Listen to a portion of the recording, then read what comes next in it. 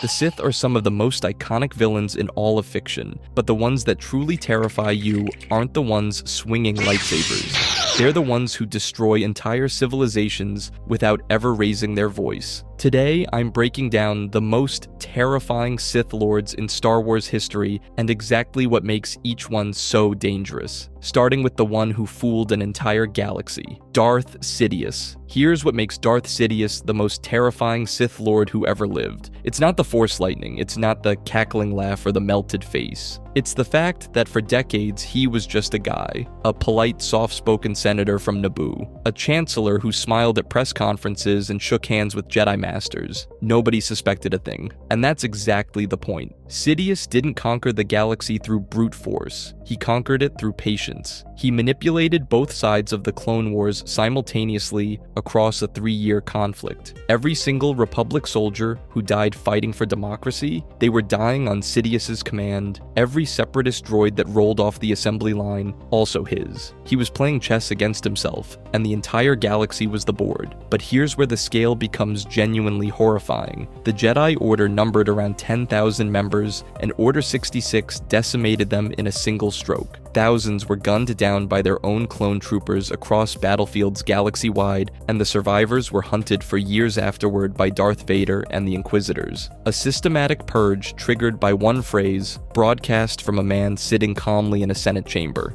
He didn't even stand up, and that was just the beginning. He ruled the Galactic Empire for roughly 23 years. The Death Star, a weapon that could obliterate entire planets, was just one tool in a much larger machine of total control. Trillions dead. Entire star systems crushed under Imperial rule, all because one man decided to be patient. Then there's the part that reframes everything. Sidious figured out how to transfer his consciousness between bodies. Death itself wasn't a problem for him. His reign wasn't just long, it was potentially infinite. Some fans argue his return in Episode 9 cheapens Anakin's sacrifice. Others see it as the ultimate proof that Sidious was always too dangerous to ever truly stay dead. Either way, the implication is the same. You don't beat Sidious, you just delay him. But Sidious, for all his manipulation, still operated within systems he could control. The next Sith Lord on this list didn't operate within anything. He consumed it. Darth Nihilus. Most Sith Lords wear masks to intimidate you. Nihilus wore his to keep himself from eating you alive. And I mean that literally. His mask wasn't armor, wasn't decoration, wasn't some dark side fashion statement. It was a containment vessel, the only thing standing between every living creature in his vicinity and instant death. Let that recolor everything you're about to hear. Darth Nihilus wasn't a person, not anymore. He was a wound in the Force, a void shaped like a man, where a human being used to be. Whatever identity he once had got swallowed whole by the dark side until nothing remained but hunger. Pure, mechanical, endless hunger. Think of a black hole with a lightsaber. That's Nihilus. And here's where it gets terrifying. He consumed the entire population of the planet Qatar. Millions of living beings gone in an instant. Not through an army, not through a super weapon, through force drain. He fed on their life energy the way you breathe air, involuntarily and completely. One moment, an entire civilization existed. The next, nothing. Just silence and empty buildings. The Jedi had gathered on Qatar specifically because they thought their numbers would protect them. Every single one of them was wrong, but Qatar wasn't even the limit of what he could do. Nihilus could drain entire starship crews from across star systems. No physical proximity required. Distance offered zero protection. You didn't need to be in the same room, the same planet, or even the same solar system. If he turned his hunger toward you, you were already dead. Here's the thing that separates Nihilus from every other Sith on this list. Sidious was terrifying because of his intelligence, his patience, his control. Nihilus is terrifying because there is no intelligence left. No control, no ambition to exploit, no fear to leverage, no ego to manipulate. You cannot reason with a black hole. You cannot negotiate with starvation. He wasn't choosing to be evil. He simply consumed because that's all he was anymore. And that raises a genuine question the community still debates. Does Nihilus even qualify as a Sith Lord in any meaningful sense? Or is is he something worse, a warning of what happens when dark side power completely devours the person wielding it, leaving nothing behind but the appetite. But if a mindless void sounds bad, wait until you meet a Sith Lord who built an entire empire on the idea that he should be the only one left standing. Darth Krayt. You probably don't know who this is, and that's exactly why he belongs on this list. Darth Krayt is one of the most dangerous Sith Lords ever created, and most Star Wars fans have never even heard his name.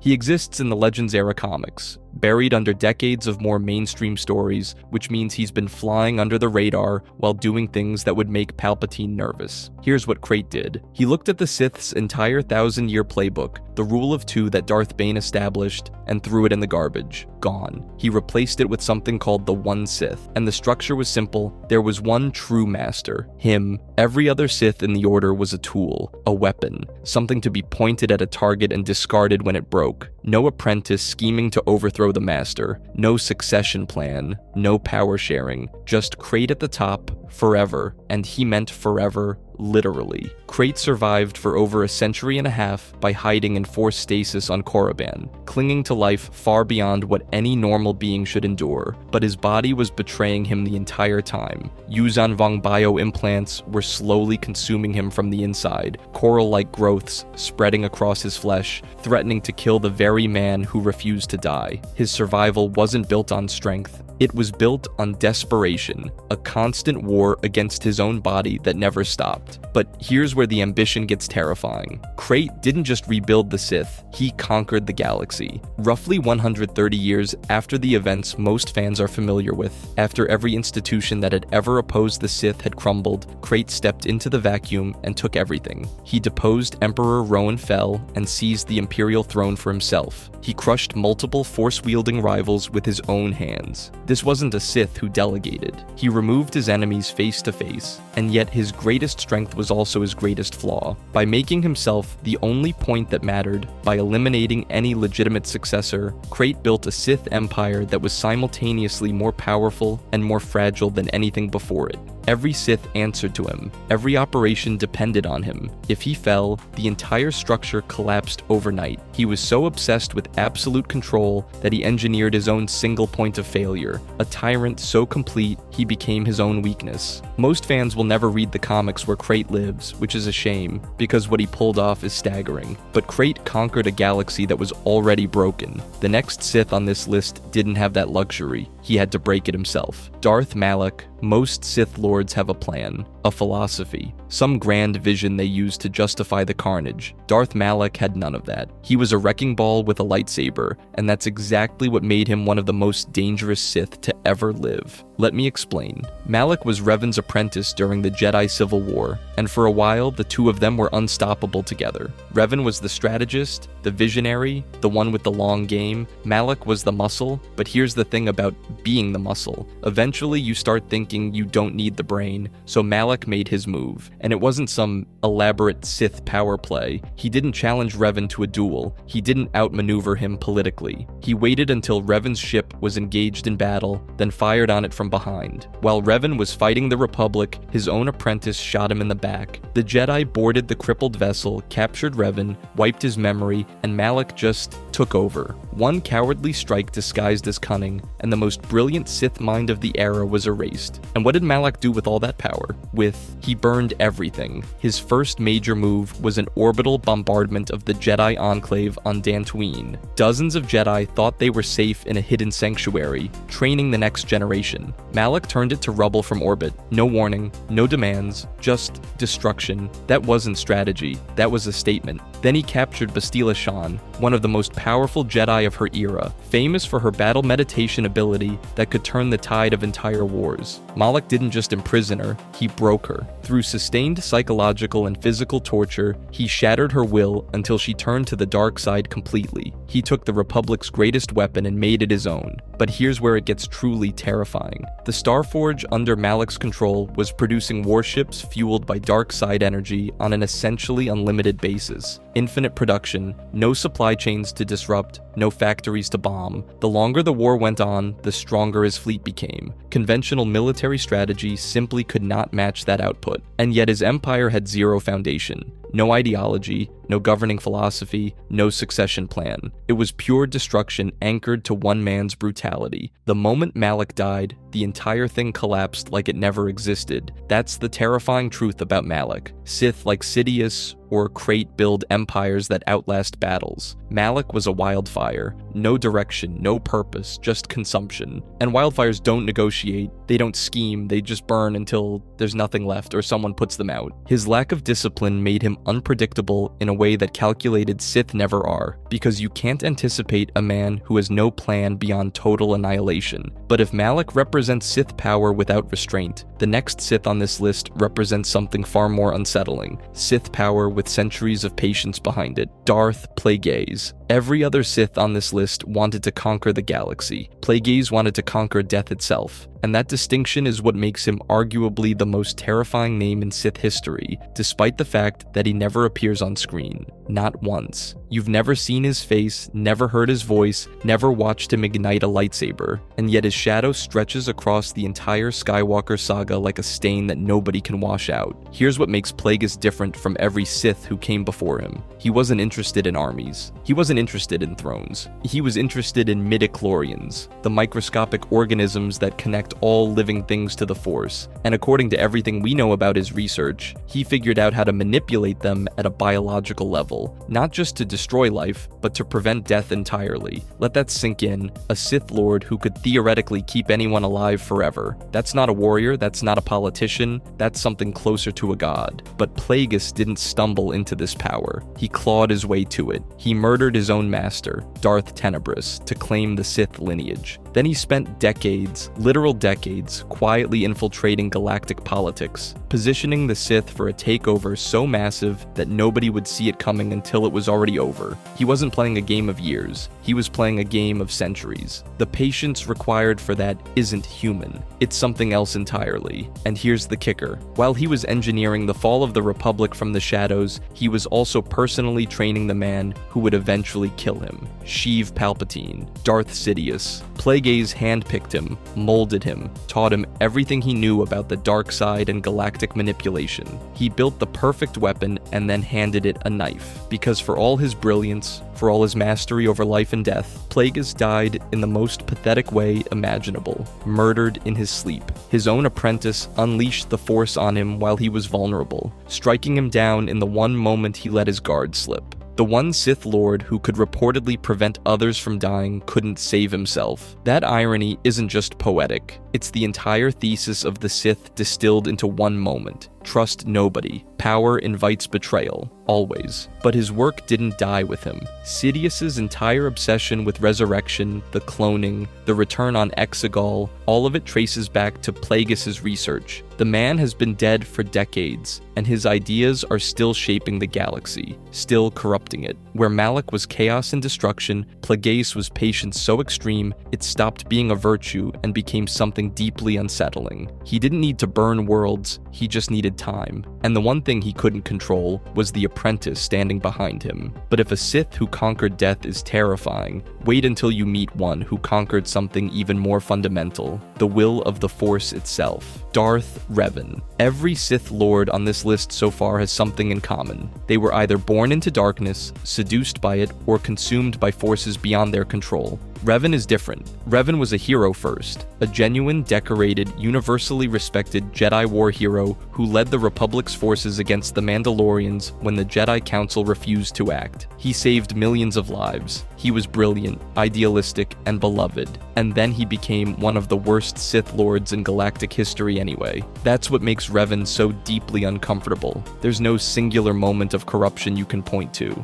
No Palpatine whispering in his ear, no ancient artifact twisting his mind. It was war itself. The exposure to death on an industrial scale, the impossible decisions, the realization that mercy and survival don't always coexist. The Mandalorian Wars didn't just harden Revan, they revealed something that was already there. His Sith crusade lasted approximately 4 years. Millions of Jedi and Republic forces died. He personally commanded fleets that leveled Jedi temples. He established multiple Sith academies across the galaxy. He trained dozens of dark Jedi. This wasn't a man who simply fell to the dark side. He built an entire institution around his fall. He created infrastructure for evil. That takes planning. That takes clarity. That takes someone who knows exactly what they're doing and does it anyway. But here's where it gets truly unsettling. When the Jedi Council finally captured Revan, their solution wasn't imprisonment. It wasn't execution. It was a complete memory wipe. They erased his identity and implanted a new one, a blank slate, a person who had no idea they'd ever been a Sith Lord. Think about that for a second. The Jedi's answer to Revan wasn't justice, it was deletion.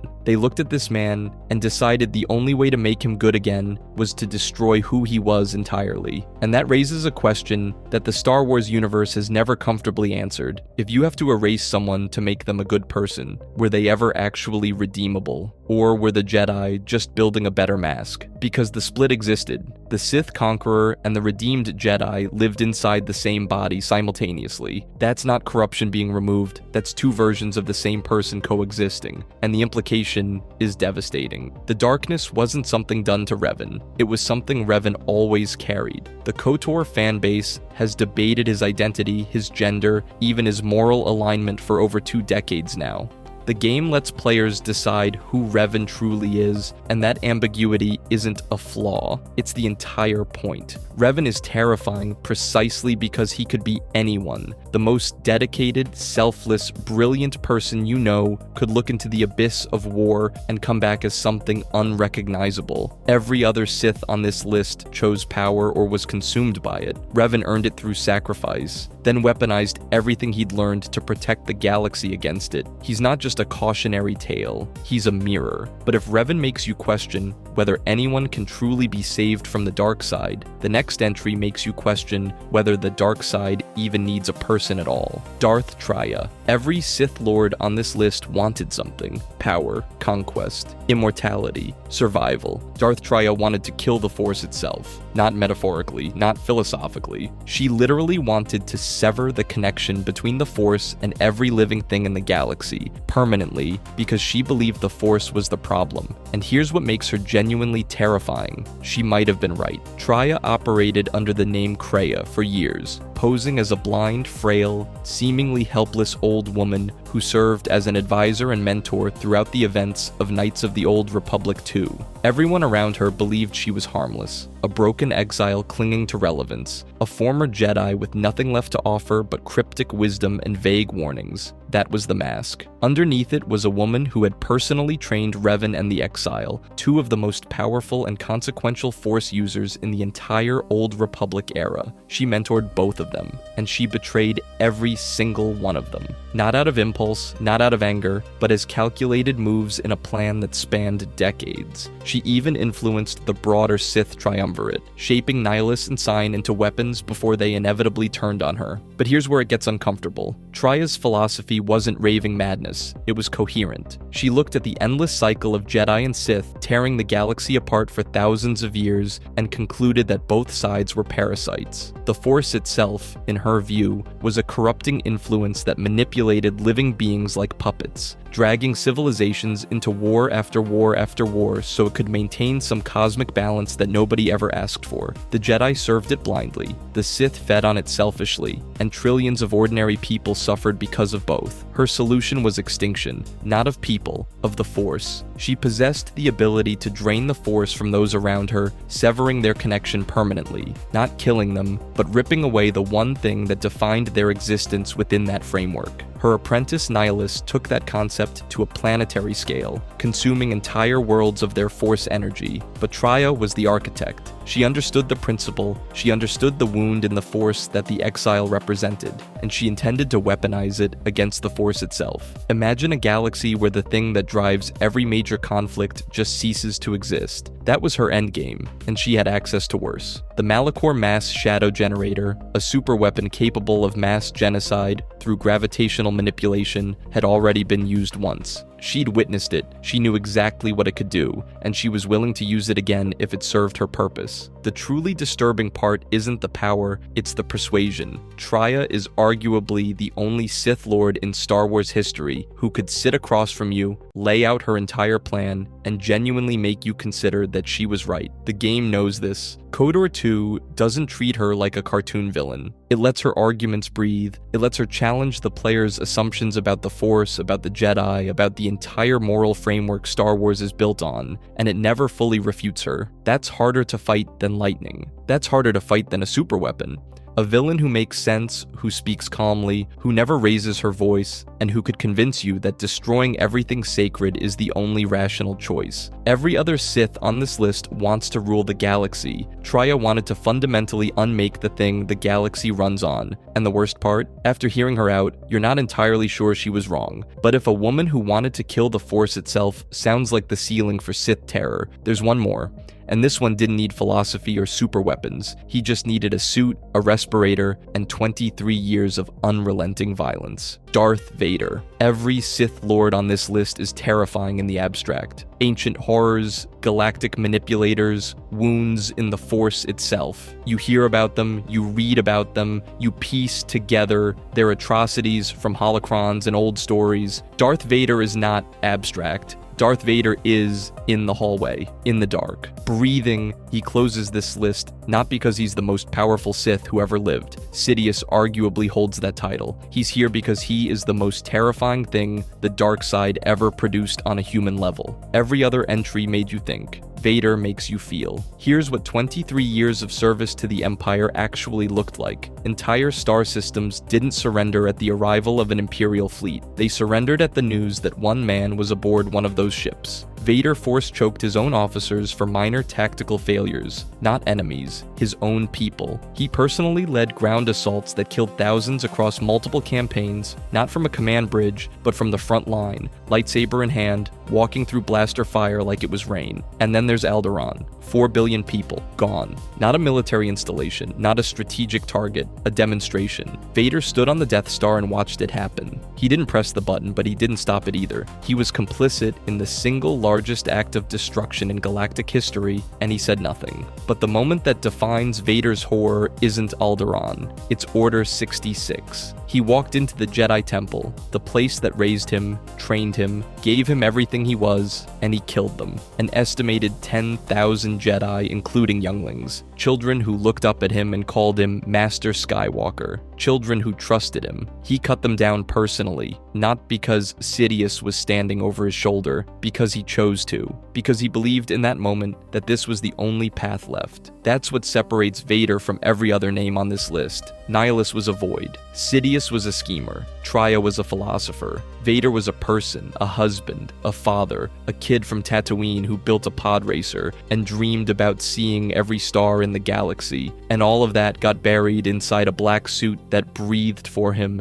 moved for him, kept him alive against his will. The most disturbing dimension of Vader isn't the violence. It's the dehumanization. He wasn't fully man. He wasn't fully machine. He wasn't fully in control, and he wasn't fully enslaved. He was a brilliant warrior reduced to a weapon, and the worst part is that he could feel it. He knew what he'd lost. He knew what he'd become, and he kept fighting anyway, because stopping meant confronting every single thing he'd done, and that was more terrifying than any enemy he'd ever faced. For 23 years, that was his existence. Not ruling, not conquering, serving, a slave again, just like he'd been as a child on Tatooine, except this time the chains were made of the dark side and his own guilt. And then came the final moment. Luke on the floor of the Death Star, Sidious pouring lightning into his son, and Vader made a choice. He picked up his master and threw him into the reactor shaft. One act. One moment of defiance after more than 2 decades of atrocity. The question that still haunts audiences 40 years later is whether that single moment earns absolution. Whether one act of love undoes 23 years of murder, whether saving your son cancels out the younglings, the officers, the 4 billion souls on Alderaan. Some people say yes, that's the entire point of redemption, that it's never too late. Others say the math doesn't work, that you can't stack one good choice against a mountain of bodies and call it even. The truth is, there's no clean answer, and that's exactly why Vader is the most terrifying Sith Lord ever created. Not because of what he did, because of what he makes you feel when you think about it. Grief, horror, pity, and the uncomfortable recognition that the most dangerous monster in the galaxy was, underneath it all, just a broken man who never stopped being afraid. If you enjoyed this video and want to see more, click the video on the screen now.